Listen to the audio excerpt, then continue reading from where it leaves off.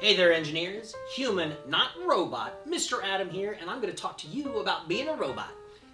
I mean, building robots, of course. In this class, you will be introduced to engineering principles such as levers, pulleys, and gears. Although students build their very own robots, we encourage teamwork by allowing students to help each other while following step-by-step instructions led by an expert robot building teacher. Now, throughout the class, students are going to build 3 robots that they can take home after construction. Now, kids will love this hands-on experience using tools such as screws, screwdrivers, nuts, bolts, and more. Check it out. Go, robot, go, go, look at you go. Here comes the robots.